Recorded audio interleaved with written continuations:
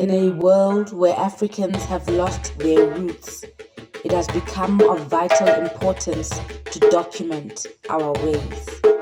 In an effort to reverse the brainwashing of the past, where we were made to believe our ways are demonic, we are pressed to create dignified and respectful platforms to unpack our spiritual ways. Welcome back to MOYA Political Series. This is our second episode. Exciting times in South Africa. In today's episode, I must admit, I feel like I'm in the detention room with all the naughty children in class. Some fascinating guests for you this, whatever time you're watching. I have got, I don't know if I should use Prince Rampedi or that person passed away. Now it's Mahasha Rampedi. It's Mahasha Rampedi. Thank you very much. Mahasha Rampedi, investigative journalist, award-winning.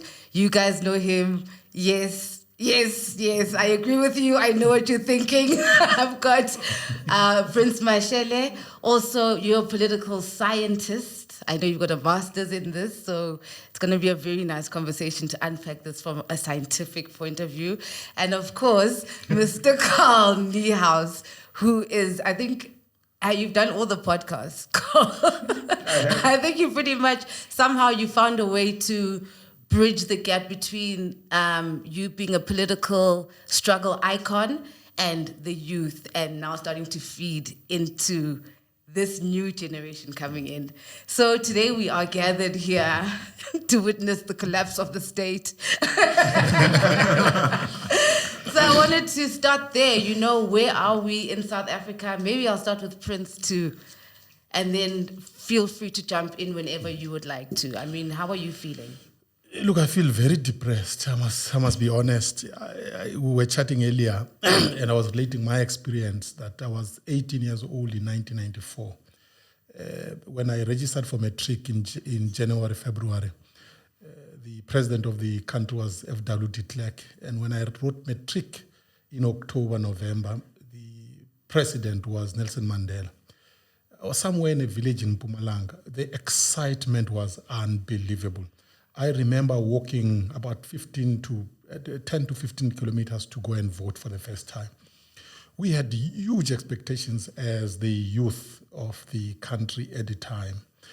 We were hoping that, one, our socioeconomic conditions would change for the better. Unfortunately, if you fast forward now, you go back to my village in Mpumalanga in Agincourt, the socioeconomic conditions of the youth have actually worsened. I'm sad to say.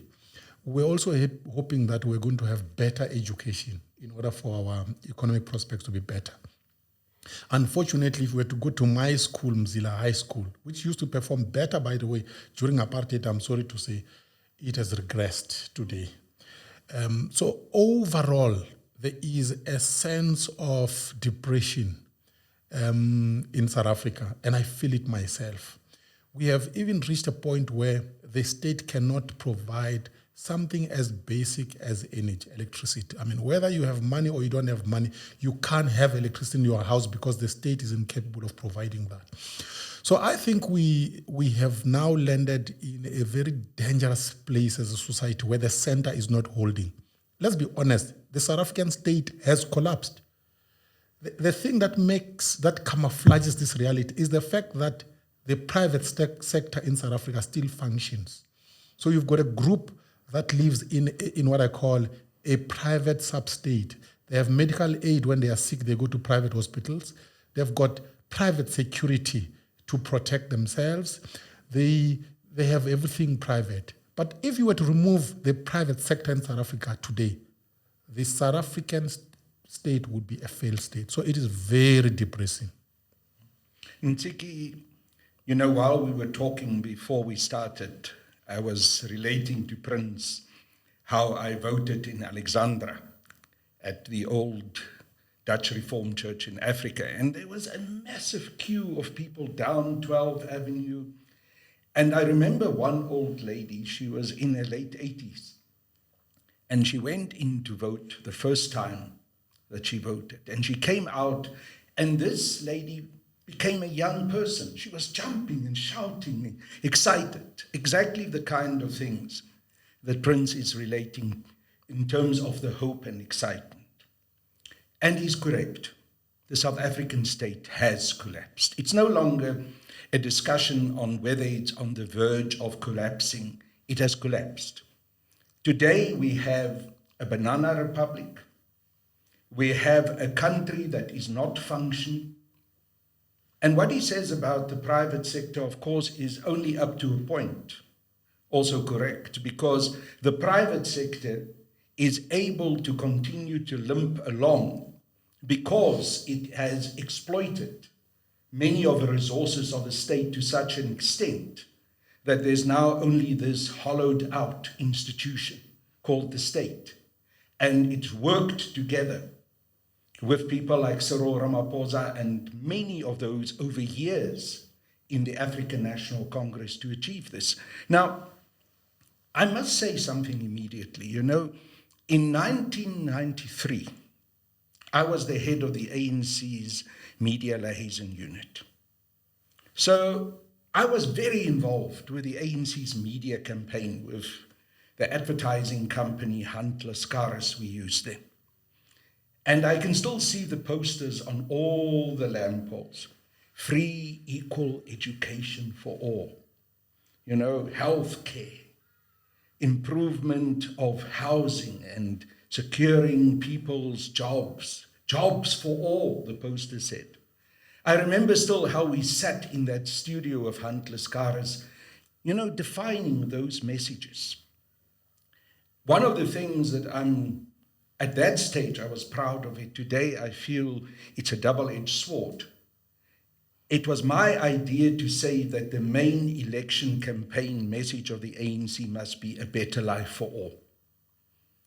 And as a former, because now I'm a former member of the ANC, yes. I must say, you know, the ANC failed.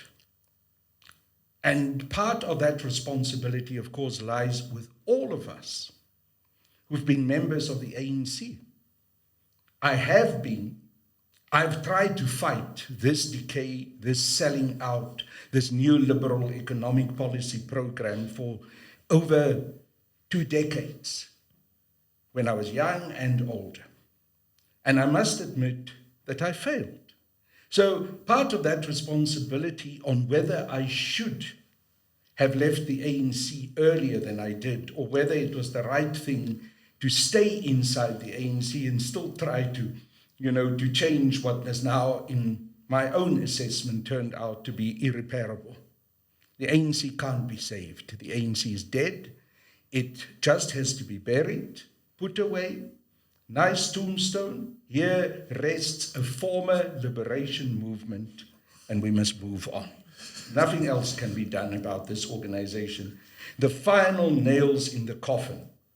I'm not saying that that coffin was only built during Ramaphosa's time, but the final nails in the coffin has now been put in by Cyril Ramaphosa, and it's beyond repair. It is gone. Okay, with myself, I've got a mixed bag kind of experience. I grew up in Limpopo, in a village called Hamkwati, in the Bolobedu area outside Tzaneen. Obviously, I didn't vote in 1994. I was too young. I was 14. The first time I voted was in 1999. Like many people, I was so excited. But even before I voted, which was in Tembisa, because I had moved to Gauteng after finishing my matric, the first few years of the new democratic dispensation were extremely exciting for me. Because in my village, there was no electricity when we grew up.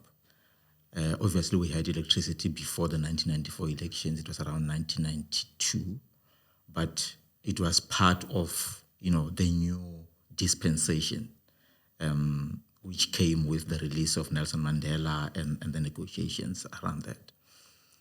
And you look at what was happening. There was no tarred road when I grew up, when I was a youngster. And we also didn't have,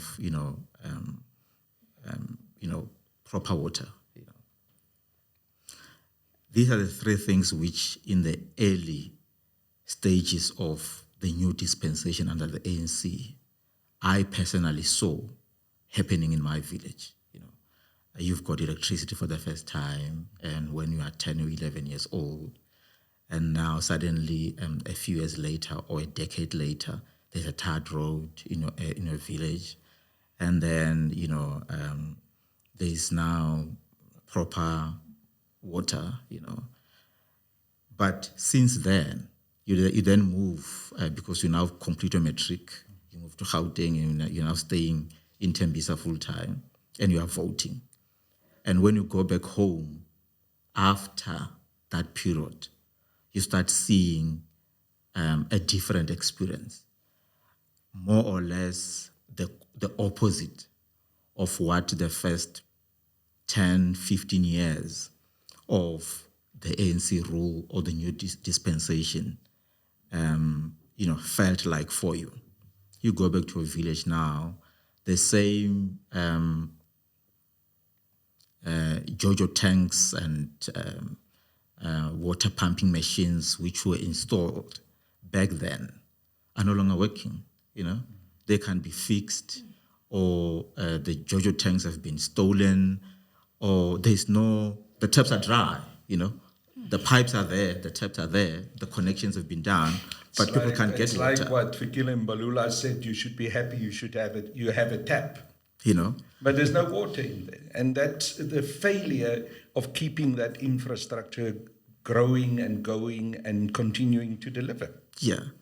You look at the same tarred road that made everybody beam with pride back then.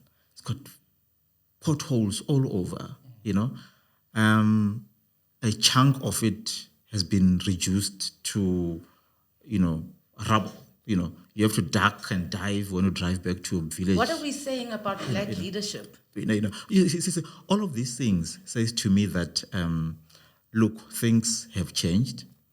We may be in denial, but we are no longer in the state in which we were in the first 15 to 20 years of our democracy. And the capacity of the state has been weakened, if it still exists at all. And black leadership has proven to be the opposite of what many black voters had expected, myself included. And it also says a lot about black leaders and their commitment to their own people. And when I talk about their own people, I'm talking in the main black people, because we are still the marginalized economically, socially, politically, and we are still the most marginalized when it comes to jobs and other opportunities. But for nearly 30 years, we had at the helm of the state black people that you would have thought, because the majority of them grew up in the rural areas, they grew up without opportunities, their commitment to their own people, their commitment to the cause, their commitment to transformation, and their commitment to improving the lives of other black people would be unparalleled. But what has happened is the opposite of that. Whether or not the state has completely failed or has collapsed, I'm not sure, but I'm seeing signs of the country drifting towards the symptoms of a failed state. Once you can't have electricity, proper electricity supply, once you have youth unemployment exceeding 60%, you've got the rand-dollar exchange topping or exceeding 20 rand, going beyond 20 rand. You've got the petrol price going beyond 20 rand. You've got the majority of black people, especially women, according to the latest Stats SA figures, being unemployed. I think more than 60% unemployment. And you go on and on and on, and you look at the levels of crime. Once crime reaches the levels that we are in now, it's all these elements. Once you can't fight crime, you can't provide jobs, you can't provide electricity, you can't provide, all of these things, in my view, are symptoms of a failed state or a state which is, drifting towards that, state, and which is very sad. Yes. Yeah. Look, it's tempting when you talk about South Africa and Africa to say, what about black people? But this thing has got nothing to do with color, by the way. And most people say, number one, I am black. He is black. He wasn't part of the collapse of the state, right? So let's get that. So black people must not take responsibility for sins they never committed. That's bottom line. The state was collapsed, and I'm glad he did actually acknowledge it, by the African National Congress, and in particular, those who occupied positions of leadership in the state, bottom line. So that should be the starting point. Number two, what protects a state from collapse are systems.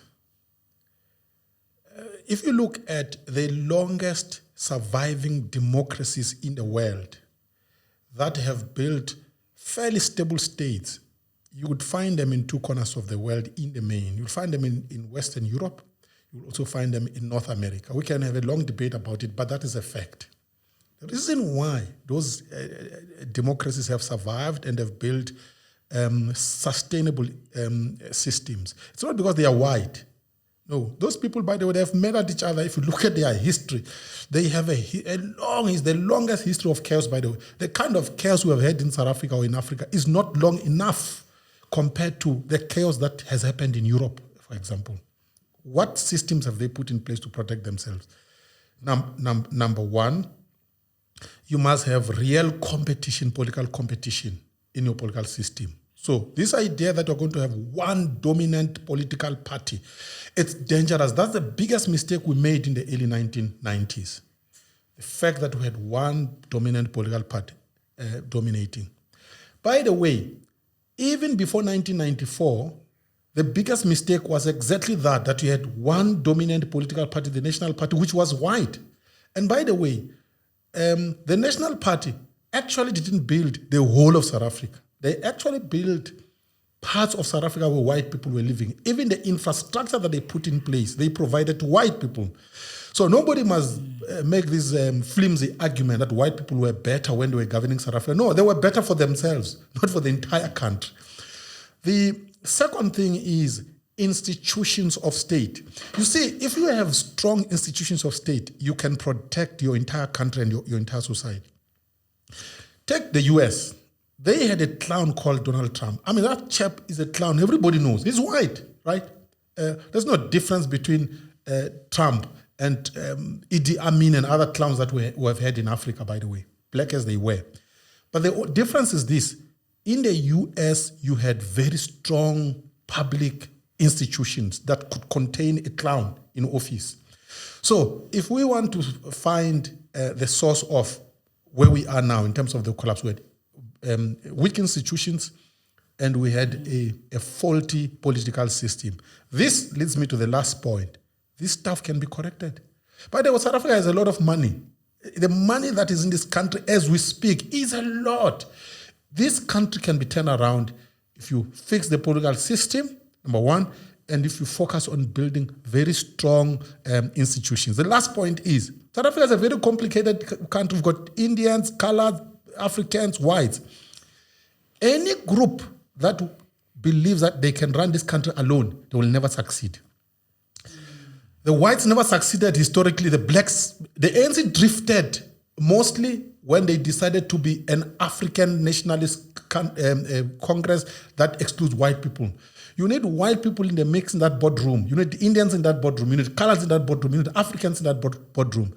Only if we are all there can we be a check on each other, and can we avoid the weaknesses and the pitfalls that led us to where we are. I knew the time would come that Prince and I'm going to disagree. And that time has arrived. Because the truth of the matter is that we actually do need in South Africa strong government. The problem is that the party that came in as the National Liberation Movement was right from the beginning infiltrated, already during the time that the ANC was in exile, by sellouts. And there was a long-term plan by the imperialist powers to continue to control South Africa and to have it as a place of extraction of our mineral wealth and our resources in order to help to keep those states that Prince referred to, Western Europe, United States of America, nicely within the minerals and the resources that they need. We've got a super extraction process that goes from Africa to those countries. So here we have an African National Congress that was supposed to be a national liberation movement. But a long-term plan was unfolding to infiltrate the ANC, to get agents of Western imperialism, comprador capitalists in place, to run down the institutions of state, to destroy them, and ultimately create a state that is weak, and make sure that this whole process of a strong state and control over our mineral resources and our economy can now be placed in the hands of the private sector. So the privatization process, which serves the interests of Western Europe, the imperialists, and the United States of America, was deliberately run. The state-owned enterprises were deliberately run down into the ground. And you're right, it has got nothing to do with black. It's got everything to do with the capitalist orientation of wanting to continue to keep this state weak so that the resources can be exploited and prevent a very important geographical country such as South Africa becoming a strong African state that together with other African states can stand up against Western imperialism. That was the long-term plan, Prince. Yep, and okay, that plan okay. started, no. That plan started already in exile. Okay. And you can, coming to you, Mahasha, now, okay. But just this point, that thing started already when the ANC was still in exile. Go and listen to the interviews that were given by people like Ronnie Kashrils, where he said, I was surprised how in the mid-80s, when the ANC leadership met with the white monopoly capitalist bosses of South Africa, how quickly they went belly up and agreed that this economy must be structured and continue to be structured along the lines of these capitalist institutions. Can I come back quickly? Okay. Yeah, just quickly. Sure. You see, this, by the way, may sound like a very sophisticated counter-argument. But if you cut to the core of it, it's actually an excuse on behalf of the ANC. So the ANC's excuse is that... let me... You see, I listen to you. Please listen to me as well. Listen. Yeah, but I can register that I disagree. That's fine. I haven't even begun to argue, by the way. But I want Mahasha to jump in. Sure. So the ANC would say, we are in this situation because there was a plot to infiltrate us by the West from the beginning. It started in exile. This argument we've had before. But here is the thing. If you want to see how hollow this argument is, why was the ANC the only organization in the world to be infiltrated? That's the question. Why is it? There are political parties in the West, by the way. And the divide between the West and the East has been there for a long time. I can tell you the Soviet Unions were not sleeping trying to infiltrate Western parties. As we speak now, Russia is not sleeping trying to infiltrate American parties. China is working around the clock to infiltrate America, right? We hear from time to time that they are flying a balloon above the skies of America, and the Americans blow this thing up, right? It is the responsibility of the ANC to protect itself. Infiltration will never end. It has been there before the ANC was born. So this idea that we must blame the Westerners and because the ANC was infiltrated, it's actually nonsense, to be honest, because the game of spying, the game of infiltrating has been there long before the ANC was born. And the ANC knew about it. Why is it that it has not protected itself? So we must never give the ANC any room to hide here. They have messed up, and it's true that they have disintegrated. Okay, I'll come back to both your points, but I want to go back to the root cause, in my view, of the state in which South Africa is currently. I think if you go back to 1994, you'll realize that after taking over the ANC, some of its leaders in the state, in my view, they started collaborating with profiteers in the private sector. You had ANC profiteers in the state who were in charge of the state, and profiteers in the private sector working together against the majority of the people in the country. How did they do that? Most of them from the ANC were co-opted into the boards of these private sector companies. Most of them from the NEC were given shares, free shares all over, And what was that in exchange for? Them influencing policy in the ANC and in the state, against the majority of South Africans who are black, and for the benefit of the profiteers outside. Now we're talking about the privatization of state-owned enterprises. For me, this is the culmination of that collaboration between profiteers from the ANC in government and in the party, and profiteers from the private sector, the majority of whom are white. Secondly, as we speak now, we are talking about the judiciary, which appears, as Mr. Mashele said earlier, while talking about the weakening of state institutions. It appears to have been weakened alongside Chapter 9 institutions, especially the Public Protector's Office, as a result of the clash between this group of profiteers from the ANC and the private sector and ordinary people who are demanding systematic change, who are demanding structural economic changes, who are demanding to share in the wealth of this country. And as a result, we are now sitting with the majority of the people who are marginalized on the one side, and there's, a few whites and Indians and coloreds there. It's not entirely black people. And then on the other side, you've got these new elites who include ANC profiteers and private sector white profiteers who want to monopolize, or who have been monopolizing, the wealth of this country. Now, because of these clashes, you have the state institutions being weakened because they are supposed to protect the majority or protect everybody in the country. And the moment their leaders raise their hands or heads and try to, do that which other state institutions in Northern America, as you said, and Western Europe are doing, they get, attacked.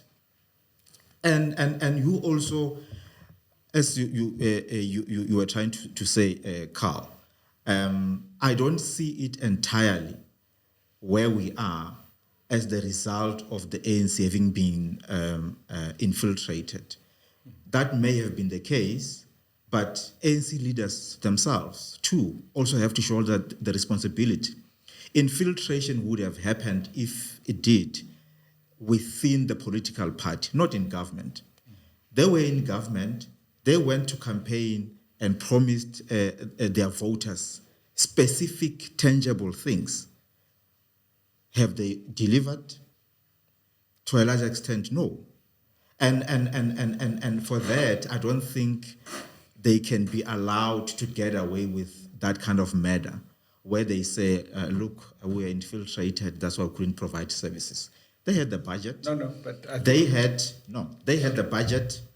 At some point, they had a 2/3 majority to even change the constitution and do the things which they may claim now that the constitution didn't allow them.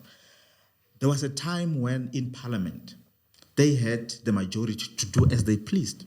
They didn't, Let's look at the levels of corruption. Let's look at the levels of public sector wastage. You go to the AG's reports from way back. You look at the levels of corruption.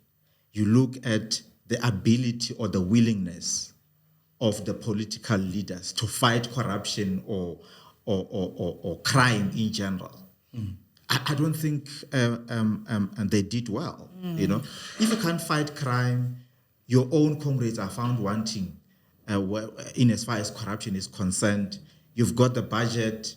Either the money gets returned to the national treasury year in and year out, or it gets squandered. There was a time when about 20 billion rand, according to the AG's report, would have been the subject of either maladministration or corruption or financial mismanagement or irregular expenditure. 20 billion rand, And if you have all those kinds of things, you can't entirely blame infiltration. Whether it happened or not, it's something else. Let me just interrupt you there. I'm not saying that when I talk about infiltration, that it excludes any of the things you say. And I do not want to just continue to concentrate on the issue of infiltration. I believe it did play a role. But everything that you've said, Mahasha, is correct. What you said about the collaboration between the profiteers in the ANC and white monopoly capitalist profiteers and the manner in which those leaders in the ANC sold out, because they literally sold out. They were prepared to fill their pockets and become part of this small comprador black capitalist elite at the cost of the majority of South Africans. And they cannot escape that blame. And they did it for the sake of massive wealth. There's a very small sliver of black leaders and African leaders in South Africa who are fabulously wealthy and who have made that wealth out of super exploitation, using these ideas of black economic empowerment and all of those things in order to empower themselves, not the majority of black and African people. So that reality is true. I agree with you. I don't think anything of what you've said I disagree with. But what we need to acknowledge is that this state as it exists at the moment now has become a comprador state. It means it is now in the service of white monopoly capitalism and imperialism. And those who are the ones who allowed this to happen are very well compensated. They have taken very nicely care of themselves, but their actions have been in total betrayal of what the original liberation ideals were, that the people believed in, and that I believe the African National Congress originally was formed for. So, Prince, no, I'm not here to come and try and give excuses about the African National Congress. The ANC has failed, full stop. Good. The ANC did not only fail because of infiltration, because you're right, infiltration in itself, only in itself, could have been dealt with, as in many other states it could have been dealt with. But that bridge of infiltration then led to a situation. When you look at what happened with the leadership of the African National Congress during the negotiations, they started entering into deals. They started getting special shareholdings. They started being given houses, cars, incredible amount of money that they got. And then they were captured. Because once you are... Now listen to this. Listen carefully. Can I weigh in? I want to make this point. Before Once you are a Cyril Ramaphosa, and you've driven at the beginning of the negotiations in a Volkswagen Golf, and at the end of it, you're in the back seat of one of the biggest 7 Series BMWs, and now you're becoming one of the wealthiest people in South Africa and in Africa. You have sold your soul. Okay. And you've sold your people down the Prince drain. To speak. Sorry, Mahasha. No. I want to respond to his point earlier, so that when he okay, so he can take it all in. Yeah, sure. Okay. He mentioned something, and that's where I disagree with him a little bit. He mentioned something about the need. In fact, I agree and disagree with him at the same time. He's here, you can say, I agree with you. Look him in the eye. I focus on the point of disagreement so we can move forward. You said South Africa needs all races to be under the same roof if we are to govern properly. We can't do without the other race. Correct. There I agree with you. Where I disagree with you is that, in my view, currently in South Africa, we don't have an agreed shared goals as South Africans between blacks, whites, Indians, and colors. But I didn't say we do have. No. I'm not saying you said that. I'm saying the problem with that is that we don't have shared goals. You can sit under the same roof as different races and pull in the same direction and counterbalance each other, as long as you have agreed shared goals. And those shared goals are not necessarily about party policies. Okay. If, for example, we say, as South Africans, we want to share in the national wealth, for example, black, white, Indian, and colored. If we say, as South Africans, we want to share in the land of this country, we want to redistribute the land and share the land. Or as South African, I got the point. I think I can respond. So currently, I'm not getting a sense that as South Africans, we have got that. And if you don't have that, which for me would amount to either national vision, shared national vision. History doesn't. You're likely History doesn't work that way. History doesn't work that way. I'm going to give you examples. Yeah. The Afrikaners and the English met at each other in this country. I mean, they had concentration camps, the Afrikaners, right? They didn't have a shared vision for South Africa. Right? But they got to a point where they realized, fellows, what do? Do we finish each other off? Or do we sit down and talk and have a deal? They sat in 1909 and had a deal. That's how they built the union building and said, we shall co-govern together. Even though we hated each other, we met at each other in the past. So the idea that we don't have a shared vision, as you correctly observed, doesn't mean that we shouldn't have and we can't have a shared vision. Here's the thing. There are certain things that affect all of us. Doesn't matter whether you're black, Indian, colored, white. All of us are victims of microphone, this. Yeah. All of us are victims of crime today in South Africa. That is a point where we can agree that we all don't want crime, number one. All of us want electricity, right? All of us, doesn't matter who you are, whether white, black, we want our children to go to a proper functioning school, right? All of us want clean drinking water, right? Okay. So no. Let me finish. I allowed you to. Okay. So the point is this: white people, black people, Indian, coloreds can sit in one room and hammer out a deal to progress this country. Okay. So the fact. And this, by the way, has happened before. I mean, I can give you many. I gave you the example of Africa.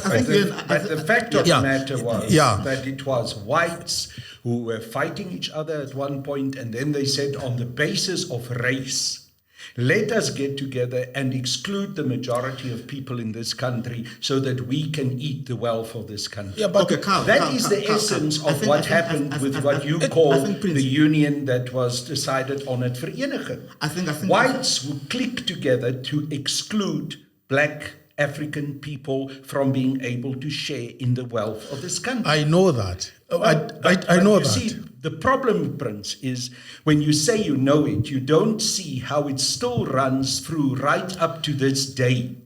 And the problem that we have is because the white clique who managed to get their hands on the power and the wealth of this country through the Vereniging Agreement and then continue to do so, are still in power. No, but why I then use the word sellout is Carl. because there is an African black leadership group within the ANC and amongst Africans who have now allowed themselves to be reduced as comprador capitalists in order to continue to allow this white clique who since the Vereniging Agreement has been in power to stay in power. That balance of power has not changed. Okay. How do we change it? By understanding the agreement between all the people of this country about one thing. If we don't share the wealth of this country, white and black, all together, we will all continue to be subjugated. Can we also because we share will the mic? continue Can to we have share the puppets mic? in control. Can we We also can't have a share the screaming mic? match. I've said my Yes. piece. Can we share the mic, gentlemen, please? Look. Mahasha, yes. I just want to go back to the point that Prince was making. I think Prince and I are agreeing about that which must happen. Where I'm disagreeing with you, Prince, is that it's not the case as we speak that there is agreement between all these races. But I didn't say it is the case. I don't know. You can't disagree with something I didn't say. No. I said. Let me finish my point. You'll understand. My point was that currently we don't have what will be a shared priority as a country, and we agree that we don't have it. Yeah, but And my second point is that if you don't have that, okay. Let me agree that you didn't say it. I didn't say it. It's fine. It's fine. So the problem is that if you don't have that, it makes it difficult, in my view, to say. And this is not a case of race. It doesn't mean all black people think alike, all white people think alike. You do have white people who think like black people and vice versa.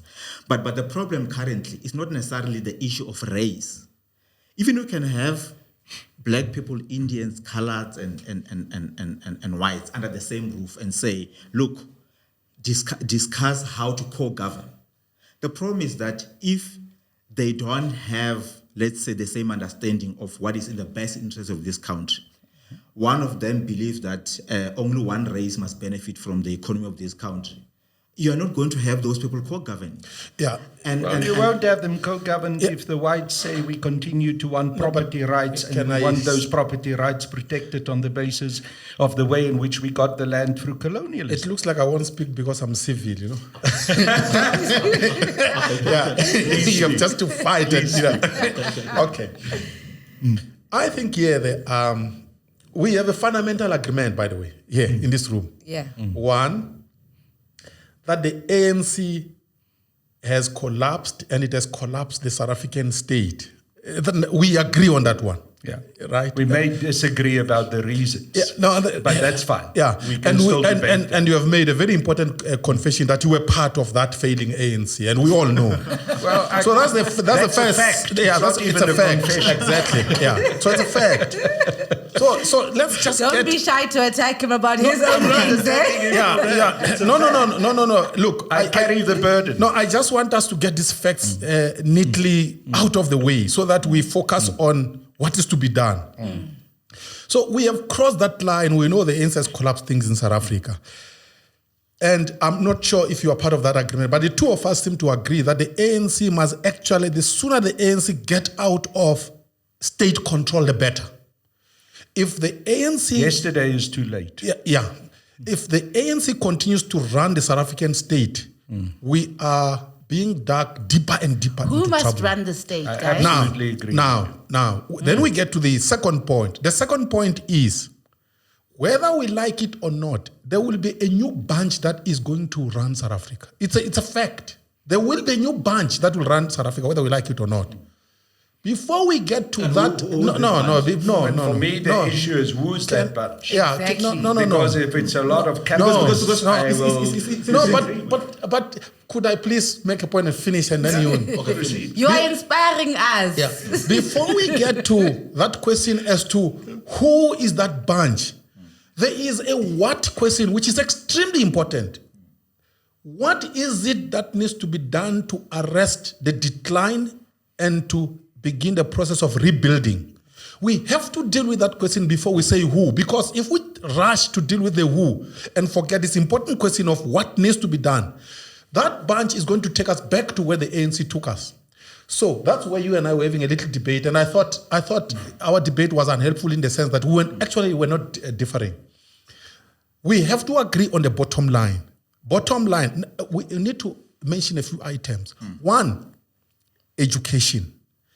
This is so critical to all of us, particularly to black people. You know, white people in South Africa were once poor and, by the way, uneducated. Part of what explains why they were able to dig themselves out of poverty is because all of them, if you look at them, whether the Jews, the English, the Afrikaners, they address the question of education for themselves. We have to address the question of education for all, particularly for black people. Because you can say, let us share in the wealth of the country.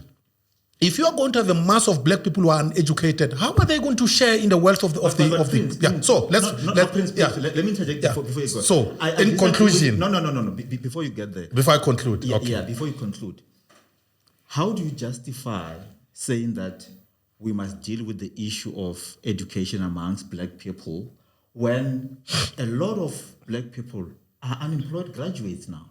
It's not true, by the way. No. Statistics don't agree with you, by the way. I've had this. It's not true. No, it's true. What are the statistics? Huge number of unemployed black graduates. Before I come to the statistics, you can't support that argument. And that's why the point that Prince is making cannot be discussed outside the issue of the economy. Besides but it's critical. If you do not change the economic dynamics, you see, I've inspired chaos. The education is not going to serve our purpose. Mahasha, take it easy. Guys, you see. Statistics about unemployed, youth unemployment are there, 62%. The majority of them are black, and the majority of them are unemployed black graduates. It's not true, actually. So it's fine. Yeah, this whole idea that black people are not educated, I think it's not necessarily true, because in the past, when we started at Varsity, we were told that you need education for you to get employment. Back in the days, they were saying, you guys are not educated, that's why we can't employ you. You know, now you are employed, you are educated, and then you are given another excuse, either experience but if you go to many companies. That's the point of interjecting before I finish, because all of the things you are saying, I was going to address. I was listing things. I started with education, right? But I was coming to are not educated, and we need to address education among themselves. Education for black people, my friend, it's a problem. It's a real problem. It's not a go and check statistics. Don't we have unemployed black graduates? We do, but if you look at, by the way, if you want us to zoom into that, I can help you. Because number one, you don't know the statistics. Number two, what are the if you look at wait. If you look at unemployment in South Africa, the most affected in terms of unemployment are uneducated people in South Africa. It's a fact. Number one, the educated in the most are the least affected. It's just a fact. Go after this, by the way, just take your phone and Google the statistics and call me. It's just true. That's not my experience. Now, two, it's not about your experience. Your experience is limited. I'm saying statistics.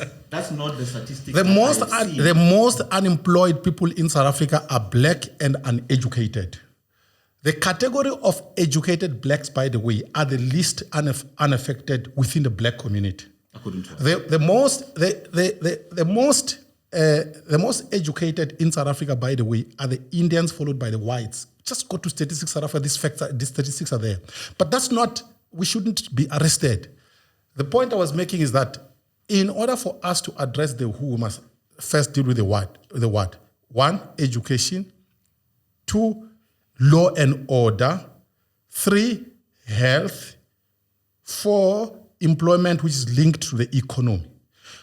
This, if you look at, and that also includes power. If you look at these 5 things, we can get into detail. We can finish in an hour. If we address this 4th, all of us as black people, white people, Indian, we want these things. That could be the basis of a deal. Once we agree on that stuff, then we can say who then governs. That is a democratic process we must open up. People will form political parties, but they must never compromise the bottom line. That's all I wanted to say. But you see, this is the point where... Does it exist currently, the bottom line? No, but Mahasha said to me... I said it doesn't, it doesn't calm exist. down. We need to do it. Because I needed to make this point. All these issues that Prince are raising are correct. But you can't talk to them in isolation. They need to be on an economic base. Yeah.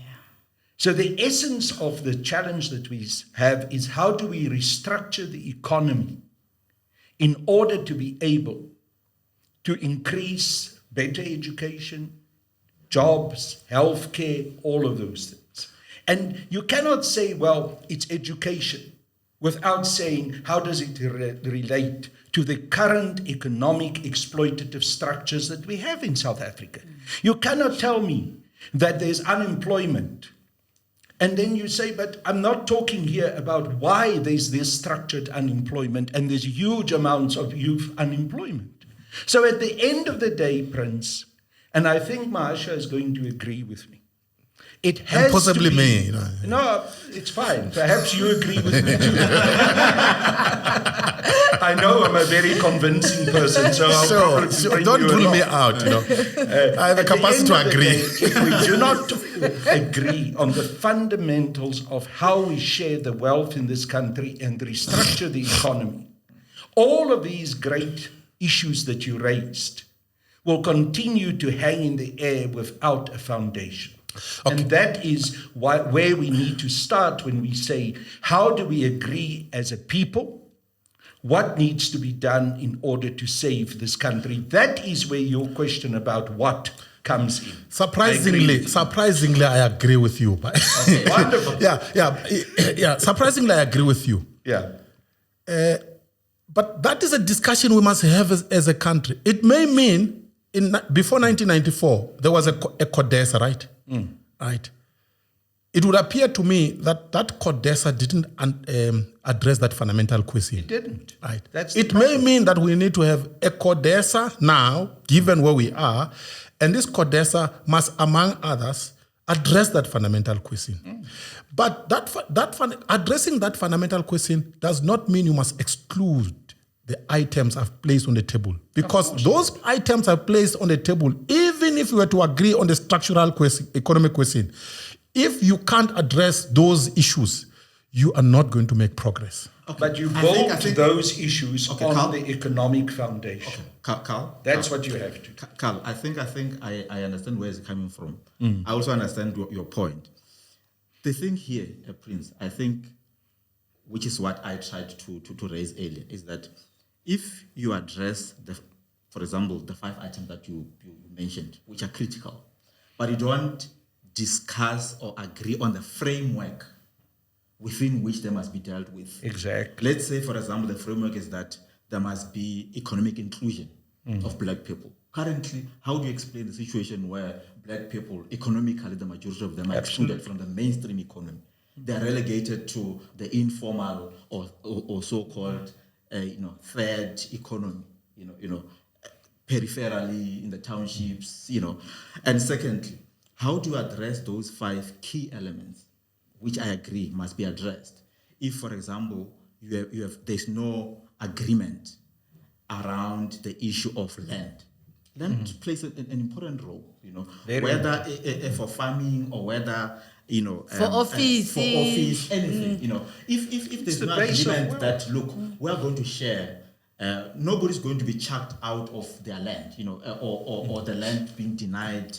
I mean, certain races being denied, or white people being denied access to the land. No, but there must be an understanding that land cannot be monopolized by white people at the expense of black people.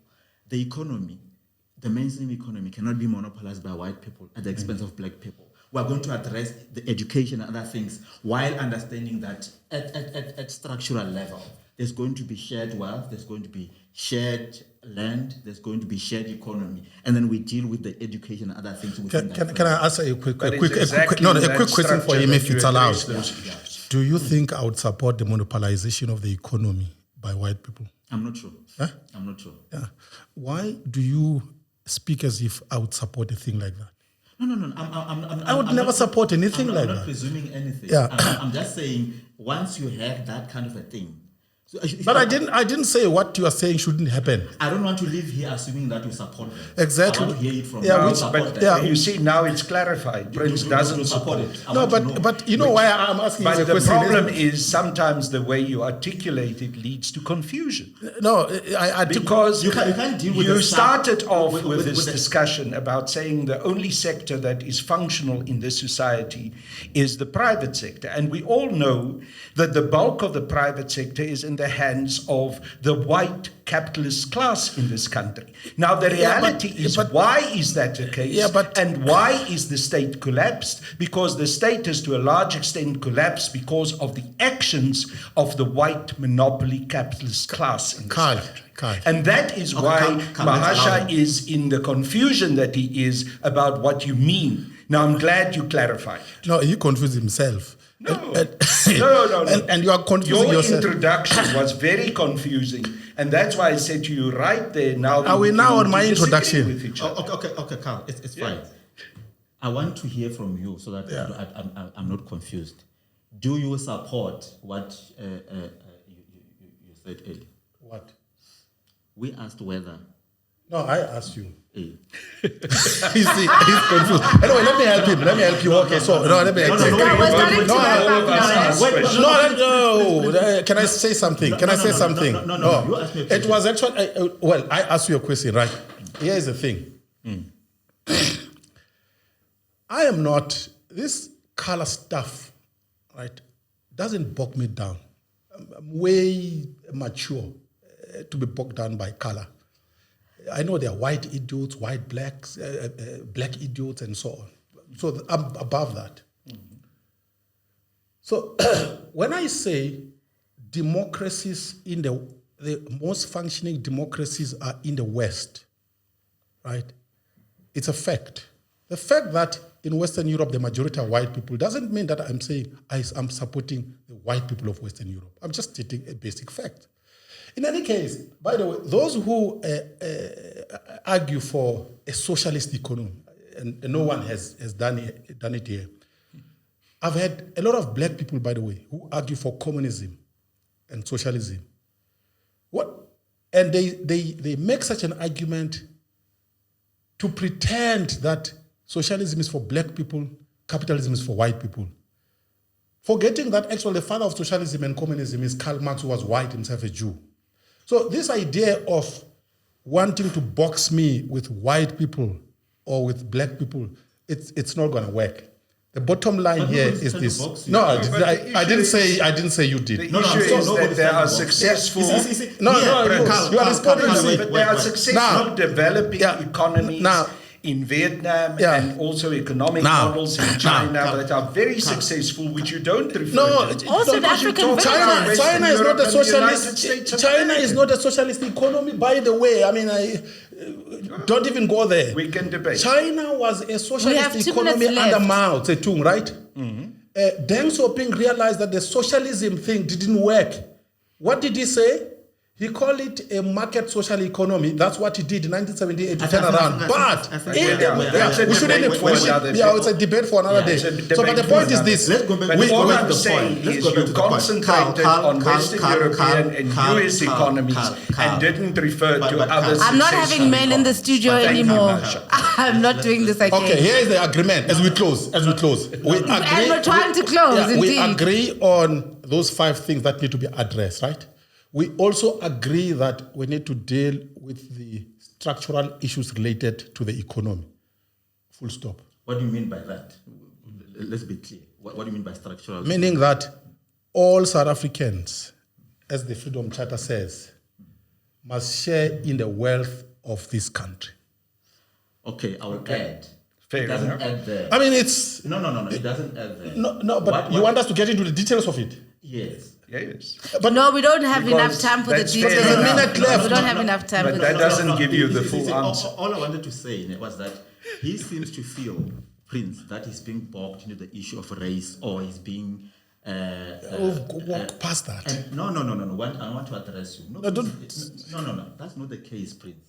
What is the issue here with me, in particular, is that I wouldn't want to assume that you support something without you saying you support it, or you don't support something without you having said that.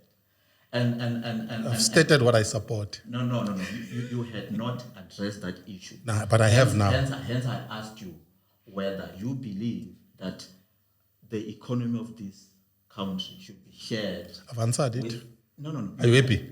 No. I don't have to be happy. You just need to make clear what you Did I do it or not, Carl? I thought I said the Freedom Charter says but- all the people of But South you Africa see, that must is a share in generalization. It's a generalization. Now, Do you the believe point that white Mahasha people is share the raising economy is with black how people? do you see that Of course. I Do you mean, believe that white people must share the land but with when black I say people? all South Africans, I Guys, mean No. whites, Indians, Gentlemen. blacks, Do you colors. Gentlemen, Mahasha, Prince, Mr. Carl, you can continue this debate I don't outside. Thank don't you, gentlemen, understand so much. Thank you. This is What the do you point of understand by all South Africans? Guys, Basically, at the end of the day, the question Carl, is, what is the no, you're being foundation of the misogynistic, sharing? guys. Is it You that are it's being whites misogynistic. or When everything you're at my black? house, Carl, please, can we just No, respect the you're space? unfair. You're taking No, my because I'm career. trying to close it. Please, can we just respect my space? Thank you so much to everybody for joining us. It was quite an episode. I'll see you at the next one. Thank you to all our guests for joining us. See you next time. Thank you for all the support. Who are you when all you were has been diluted by lies and white lines cancelling out all that which has been written of your history? Why do you look at yourself as a mystery? Doesn't the sun shine because you open your eyes? Doesn't the moon stay situated within the same stars your DNA sparkles off? Your spirit knows that surely khona into e off. Buza umoya so you may return to being well off. Because spiritually you are rich, yet your ancestors cry because you are out of reach. But yours is to command all elements while God takes inspiration from the very mirror she looked at to become. Remember who you are and never finish just when they think that with you they are done.